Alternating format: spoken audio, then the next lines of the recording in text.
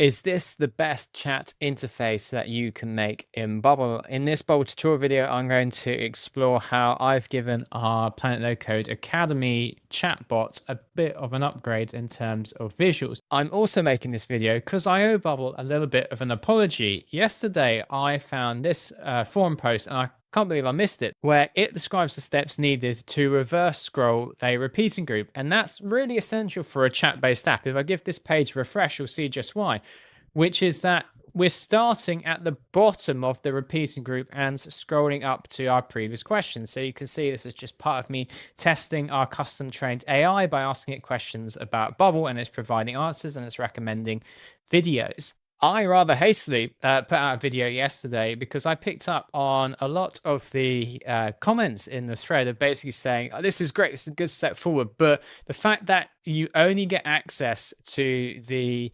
this option here, to reverse scroll direction, you only get access to that when you give it a fixed height.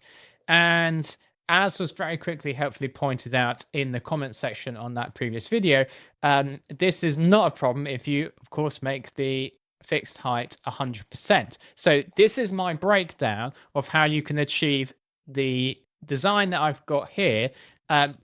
And I'm going to start by pointing out the things that work really well. This is responsive. So I want my chat to take up the whole, top to bottom, of the main body section, the main container of my page. And you can see when I grab this here, everything is being anchored to the bottom. I'm going to show you how I've done that.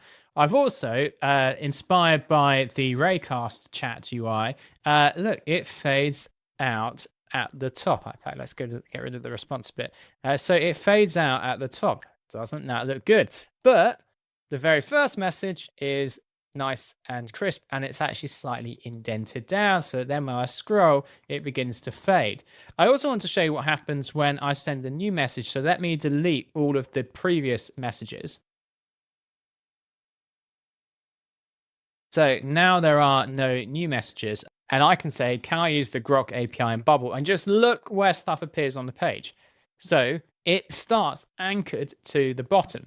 And just so you're aware, because this is going to take 20, 30 seconds, we're not using a cheat model here. We really do think that by submitting in the most relevant of our optimized tutorial transcripts, basically all of the content that we've created over the years, we are not skimping on cost in terms of models. It's being all compiled together to write an answer which we know surpasses what you can get from your kind of bog standard off the shelf AIs, because so often if you ask a question about Bubble, it's going to overgeneralize in terms of traditional coding rather than specific Bubble concepts. So we got our response and it just loved it. It scrolled up as it wrote. So let me show you how I've achieved this layout. I'm going to break it down from my kind of most senior element on the page. So I've got stream container. The reason I'm using stream container is because I'm streaming content in, and you can't save stream content straight to the database. You have to basically put it into a front end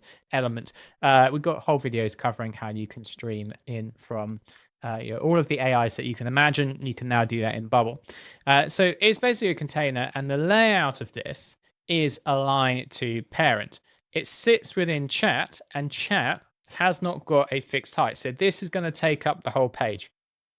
Because the page is arranged in columns, my body has got a padding of 280. That's how I offset it based on my floating sidebar. And the floating sidebar has not got a set height. That's how it automatically goes top to bottom of the page, and you get the fact that it scrolls. But it's not going to scroll because I've not got messages in there, but the middle section scrolls. I think you know what I mean. So then we dive further in. We've got my repeating group. Now, this is anchored to the bottom, and this is set to height 100%. That's how we ensure that the message appears at the bottom and then it works its way up. What we would expect from a chat app. Further in here, I have added in gradient overlay. This is a group. It is placed lower in the element tree than my repeating groups. That gives it it must give it a higher Z index or something like that, because I want this to appear on top as an overlay. And so what I've done is added in a gradient color of my background in order so that the text doesn't have a real sudden drop off. I in fact have a starting color as my background color, my intermediary color as my background color at 90%, and then the end color is my background color at 0% opacity. So that's how I get the fade out as the text scrolls up. But how do I handle my first message?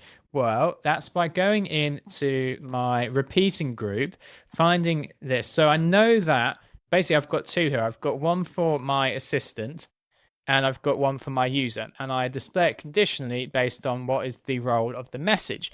Now I know that a user message is always going to be the first message that is shown.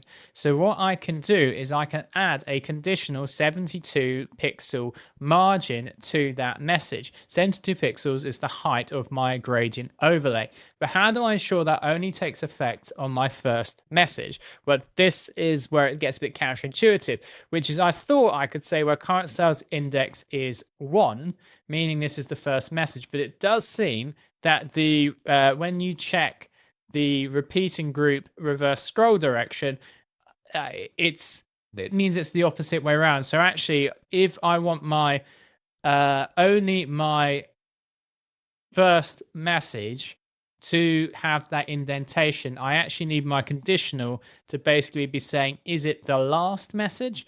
So here I'm saying if the sales index is the number of messages that there are, so is it the last one? So if there are 10 messages and it's index 10, then I'm indenting it by 72.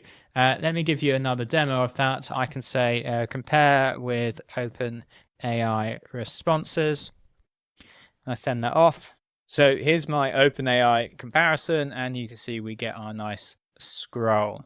If I'm honest, it still feels a little bit tricky to design a ChatGPT clone in Bubble.io, but because we can now reverse the scroll direction of a repeating group, and we do not need to use a third-party plugin to do it anymore because they frankly made a mess of the CSS on the page. Because of that, this is a huge step forward for anyone who's building an AI chatbot into their Bubble.io no-code app.